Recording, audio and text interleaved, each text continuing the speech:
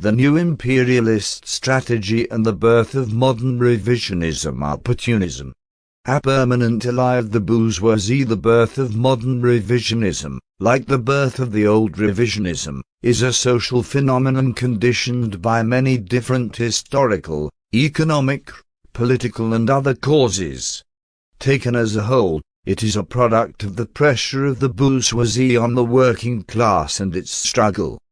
Opportunism and revisionism, from the start to this day, have been closely linked with the struggle of the bourgeoisie, and imperialism against Marxism-Leninism have been a constituent part of the capitalist grand strategy to undermine the revolution and perpetuate the bourgeois order. The more the cause of the revolution has advanced, and the more Marxism-Leninism has been spread among the broad masses of the working people, so much the greater has been the attention which imperialism has devoted to the use of revisionism as its favorite weapon to oppose and undermine the triumphant ideology of the proletariat. This is what happened at the beginning of the second half of the 19th century, after the publication of the Communist Manifesto and other works of Marx and Engels, and the growth of the influence of Marxism among the working masses of Europe. Precisely at this time reformist trade unionist currents were spread in Britain, the petty bourgeois views of Proudhon in France, the petty bourgeois concepts of Lassalle in Germany, the anarchist ideas of Bakunin in Russia and elsewhere, and so on. This phenomenon appeared again after the heroic events of the Commune of Paris, when the bourgeoisie, mortally afraid of the spread of the great example it set, encouraged the new opportunist trend of Bernstein, who tried to strip Marxism of its revolutionary content and make it harmless to the political domination of the imperialist bourgeoisie. At the beginning of the 20th century, when the political and economic conditions were becoming more and more ripe for the revolution and the seizure of power by the proletariat, the bourgeoisie gave all-out support to the opportunist trend of the Second International and used it extensively in its maneuvers for the preparation for and launching of the First World War.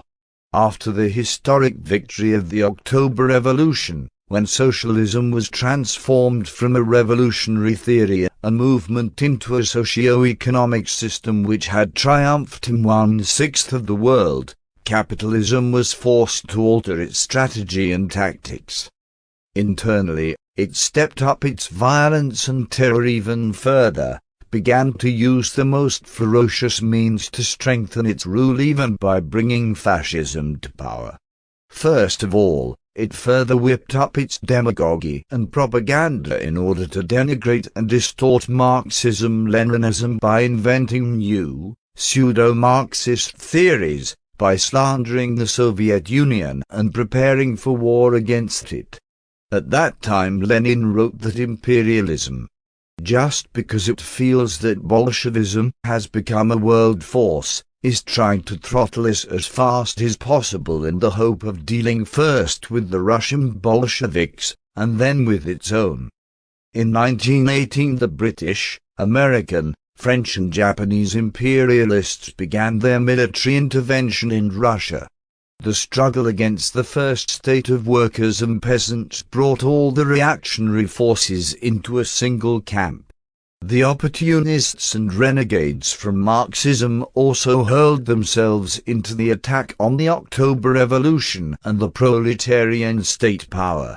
Kautsky in Germany, Otto Bauer and Karl Renner in Austria, Léon Blum and Paul Boncourt in France, rose in fury against the October Revolution and the Leninist strategy and tactics of the revolution.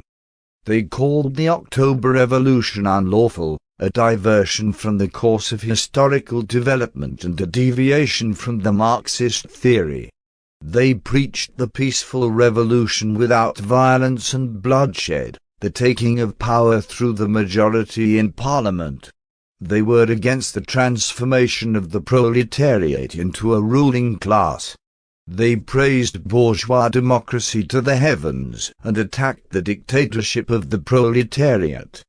When the armed intervention against Soviet Russia failed and when social democracy was unable to stop the creation of new communist parties and the great revolutionary drive of the working masses of Europe, the bourgeoisie pinned all its hopes on breaching the communist front from within and is looking for champions among the leaders of the RCP.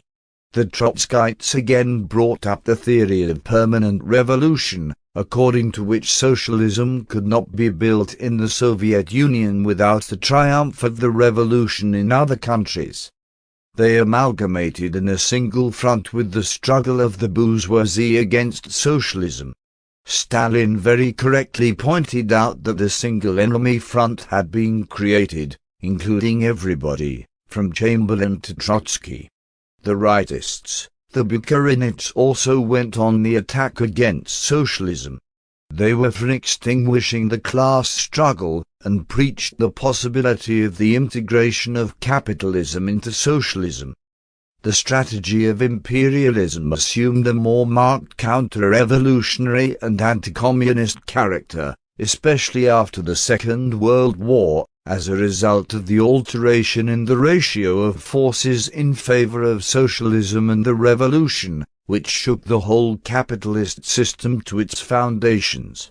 These changes put the question of the revolution and the triumph of socialism on the order of the day, no longer in just one or two countries, but in whole regions and continents.